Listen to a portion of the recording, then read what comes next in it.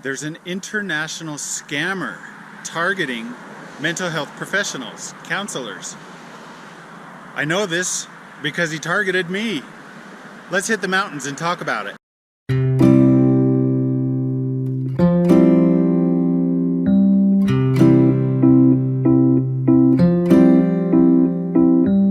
Hey everybody, welcome to Reach for Mental Health. I'm therapist Andy Hogan.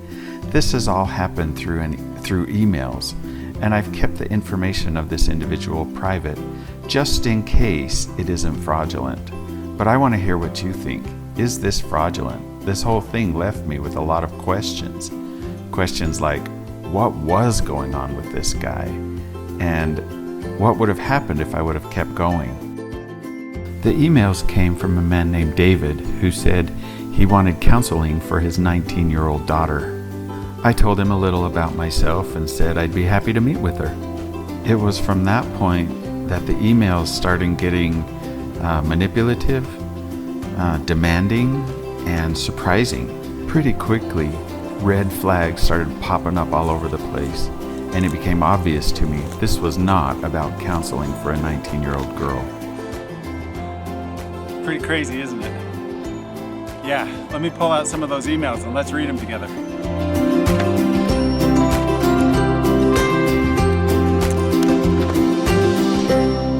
Okay, so I got these emails.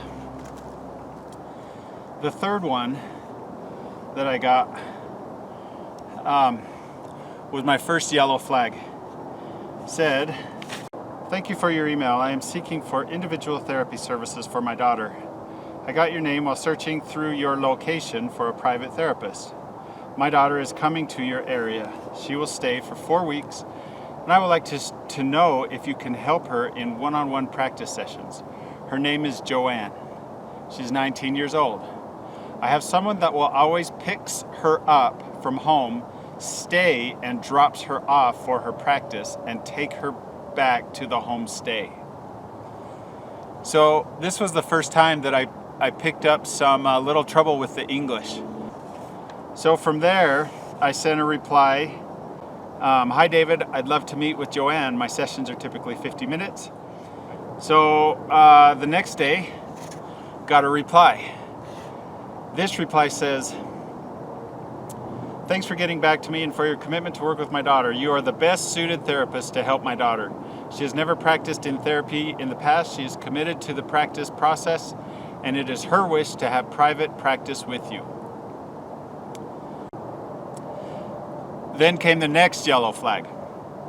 "I don't have access to a bank transfer nor have a PayPal account, so I will be willing to pay for your fees by check for the full amount for the practice, since this requires honesty and transparency, and this would be the safest, most secure way, and you would receive the payment next 2 days.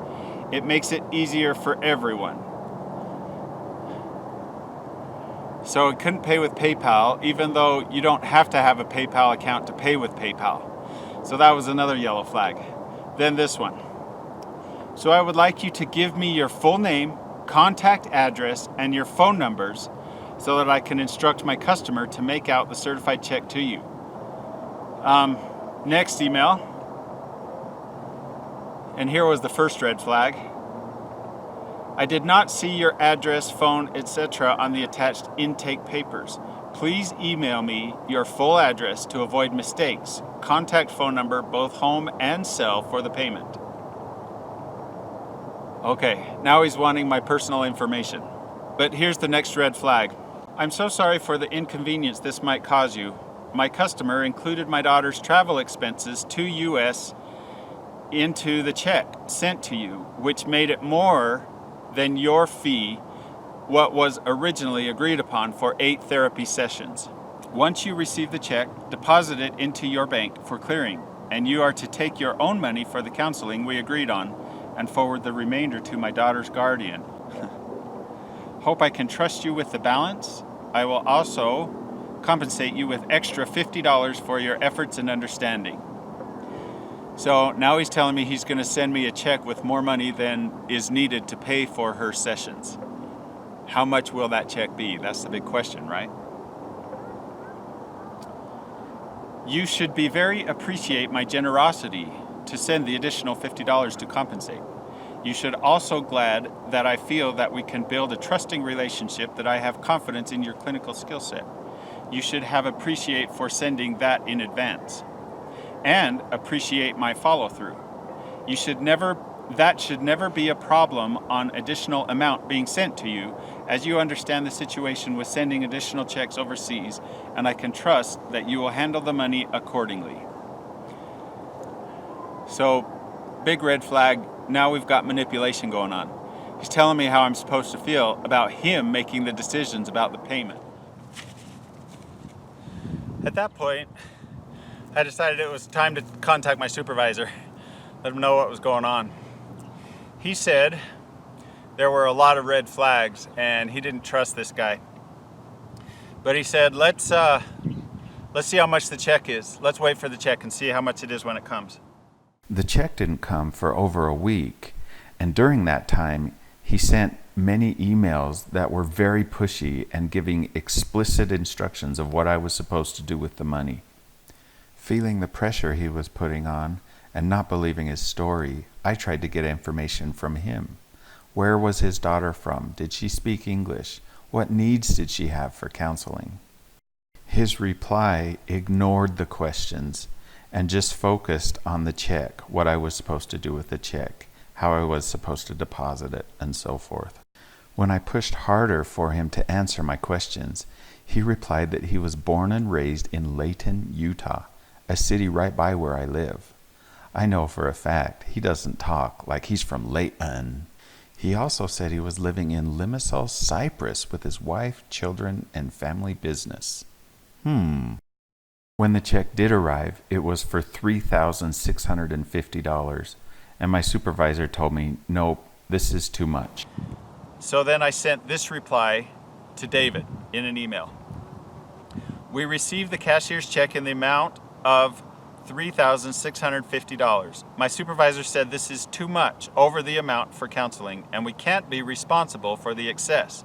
We will mail the check back to you and ask that you just pay the exact amount for the counseling sessions that we schedule. Thank you for understanding.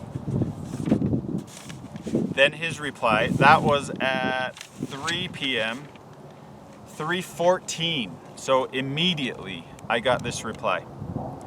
Tamper justice with mercy. That's not something a Layton, Utah person would say. Tamper justice with mercy. If you decided not to deposit the check because it is not in the amount agreed upon, to me, it will definitely be waste of efforts.